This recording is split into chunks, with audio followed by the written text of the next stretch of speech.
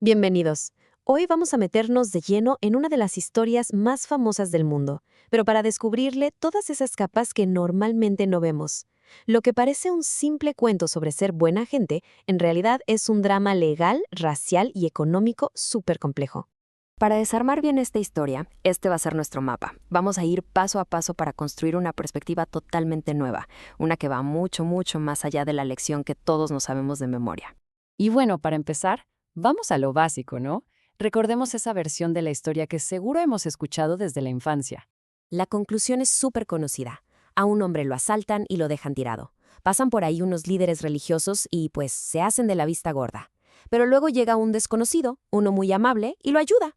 Simple, ¿no? Sé una buena persona. Ayuda a quien lo necesita. Una lección básica de decencia humana. A ver, pero ¿y si ese no era el punto? ¿Qué tal si la historia no es una fábula tierna, sino una crítica durísima, con filo, dirigida al sistema religioso de la época? Hay que recordar a quién se la contaron, a un experto en la ley, no a un grupo de niños. Para entender esa crítica, lo primero es el escenario. El lugar donde pasa todo esto no es casualidad, para nada. Es una pieza clave del rompecabezas. Pensemos en el viaje, un trayecto de 27 kilómetros entre Jerusalén y Jericó. Y no era un paseo, ¿eh? Era un descenso de más de 1000 metros. 1000, por un desierto lleno de rocas, cuevas y barrancos. O sea, el lugar perfecto para una emboscada. Es más, el camino era tan, pero tan peligroso que la gente le llamaba el camino de sangre. Imagínense, la gente que escuchó la historia por primera vez seguro pensó, ¿y este por qué viajaba solo por ahí? Sabían que era una imprudencia total. Entonces, llegamos a la gran pregunta. ¿Por qué los tipos religiosos importantes pasaron de largo? Y la respuesta no es tan simple como porque eran malos. La cosa es más profunda.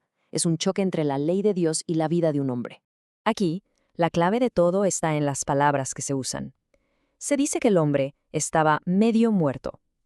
Esto, para el sacerdote, no era un detalle poético, era un problemón legal gigantesco. Miren el dilema. Si tocaba al hombre y resultaba que estaba muerto, quedaba impuro por una semana. Eso significaba no poder trabajar en el templo, perder su turno, su paga, su estatus. Del otro lado estaba un hombre que se moría. ¿Qué escogió? La ley, el reglamento, su trabajo por encima de la compasión. Y ahí va el primer gancho al hígado de la historia. Y justo cuando la historia parece una crítica a los religiosos que no cumplen, ¡pum!, aparece el héroe. Y crean que, para la gente de esa época, la elección de este personaje fue una auténtica bomba cultural. Hoy, la palabra samaritano nos suena a algo bueno, ¿no? Como a una persona caritativa. Pero en el siglo I, decir samaritano era como decir el enemigo, el traidor, el hereje. Era prácticamente un insulto. Y no era una simple rivalidad. Hablamos de siglos de odio acumulado, conflictos políticos, étnicos, religiosos. Los judíos los veían como impuros. Para que se hagan una idea del nivel de odio, los samaritanos habían llegado a profanar el templo de Jerusalén con huesos humanos. Era un odio visceral, de verdad. Por eso, juntar las palabras buen y samaritano era un absurdo, un imposible, como decir oscuridad brillante. Así que, cuando Jesús hace del samaritano el héroe de la historia, fue un shock total, un insulto para los líderes religiosos que estaban escuchando. Todos esperaban que él fuera el villano que iba a rematar al herido. Pero la historia no se queda ahí. No solo se trata de que el malo resultó ser el bueno. Hay que ponerle atención a lo que hizo, porque el nivel de su ayuda fue económicamente escandaloso. De entrada, le paga al dueño de la posada 2 denarios de su propio dinero. Y 2 denarios no eran cualquier cosa, ¿eh? Era el salario de 2 días enteros de trabajo para un jornalero. Con eso se podía pagar el hospedaje del herido por semanas, quizá hasta 2 meses. Fue una inversión enorme de dinero en un completo desconocido, que además era su enemigo. Y por si fuera poco, su promesa final revela su compromiso total. Es como si hubiera firmado un cheque en blanco. Le dice al posadero, gasta lo que sea necesario y cuando yo vuelva te pago la diferencia.